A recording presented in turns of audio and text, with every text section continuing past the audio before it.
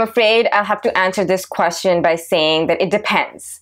There are a lot of factors that you need to consider before you decide how many exams you can take per sitting. I took 4 in one and then 4 in the other. So before I decided, I asked myself these 4 questions that I'm going to be sharing with you in this video.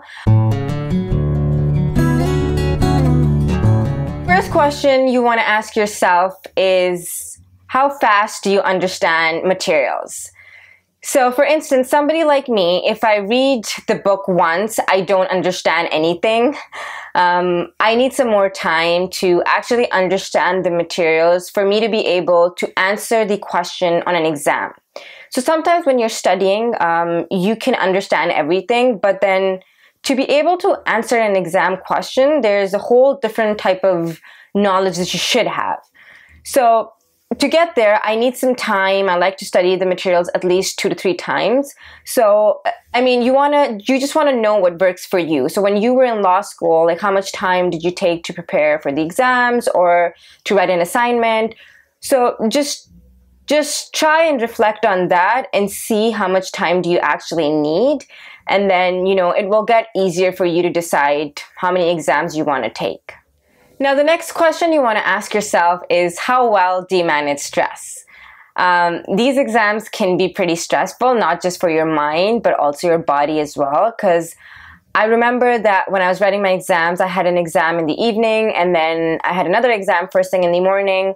So I didn't have much time to rest or actually go home and revise for the next exam. It was really hectic. So I don't know if a lot of people can do that. I mean, certainly it's doable, but some people like to rest and take their time and relax and revise, and they need a day or two to recover from, the exam stress and everything. So if you're somebody like that, you want to make sure that you don't take too many exams in one sitting because as I said, it can get stressful. So what I did was that I actually got an Airbnb closer to the Pearson airport.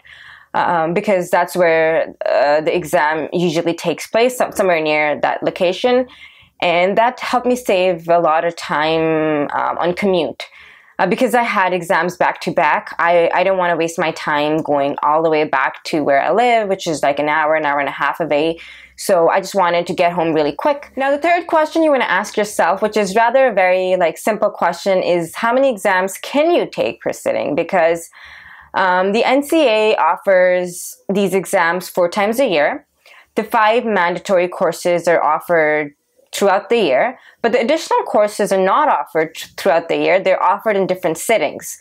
So you want to make sure that you look at the schedule properly, because the schedule even tells you the time of the exam, if the exam is going to take place in the morning or the evening. So, it's very important that you take a look at the schedule and see the number of exams that you can take, and then maybe go from there.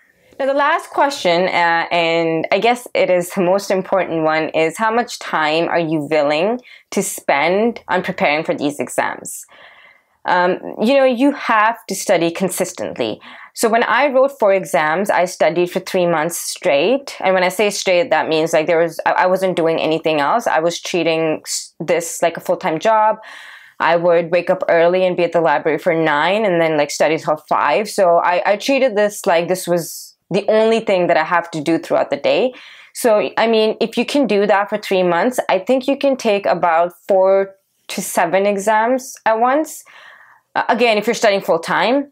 But if you're somebody who does not have a lot of time and you just want to spend, your weekends studying, then I wouldn't recommend you take more than 2 per sitting.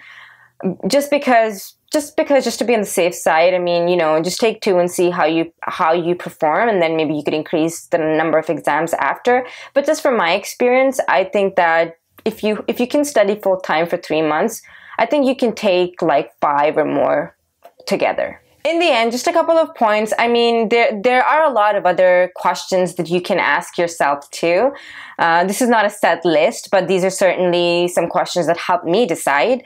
One of the things that I have actually noticed is that some people like to treat the NCA exams as something that they want to slowly keep them going, and they want to focus on their work. which is completely fine. If you're somebody like that, then you can take one per every sitting and then focus on, your work and then, excelling in your career. But some people, like me, I wanted to just fulfill this requirement. I wanted to take as many exams as I can so that, I don't want to prolong studying. I didn't want to prolong studying. So if you can think of some more questions, perhaps comment below and let other people know so that, this could help them out. Now, if you like this video, please subscribe to my channel. I'm going to be answering a lot of questions related to the NCA exams, lawyer licensing process for internationally trained lawyers. And because I've been through the process, I understand the type of questions that people have at each stage of the process.